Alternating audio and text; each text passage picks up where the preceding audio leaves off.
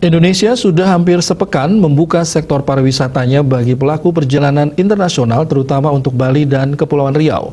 Di saat pembukaan pariwisata ini, sejumlah negara justru sedang menghadapi puncak gelombang ketiga pandemi COVID-19.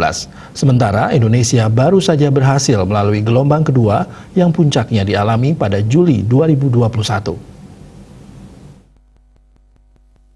Sejumlah negara di dunia sedang menghadapi puncak ketiga. Indonesia harus menjadikan puncak ketiga dunia sebagai peringatan.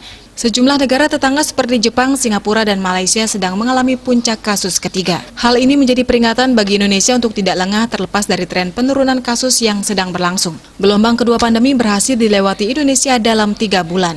Dari puncak gelombang kedua yang berlangsung pada Juli 2021 ke penurunan kasus secara signifikan berhasil dilakukan dalam kurun waktu sebulan. Dalam 3 hari terakhir ada 4 negara yang selalu berada dalam daftar 5 besar penyumbang kasus harian di dunia, yakni Amerika Serikat, Inggris, Rusia, dan Turki.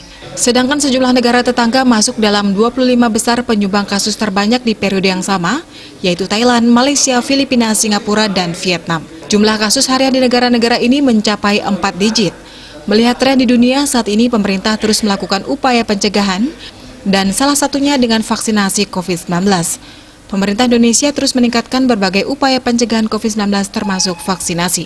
Saat ini Indonesia termasuk dalam 5 besar negara dengan jumlah penduduk yang divaksinasi terbanyak, yaitu 106 juta jiwa. Untuk kebutuhan vaksin, pemerintah masih menerima kiriman pasokan vaksin dalam jumlah besar. Pemerintah mendistribusikan sesuai kebutuhan secara merata di semua daerah. Pemerintah juga terus meningkatkan cakupan vaksinasi seluruh wilayah agar program vaksinasi tersebar secara merata. Bali Post melaporkan.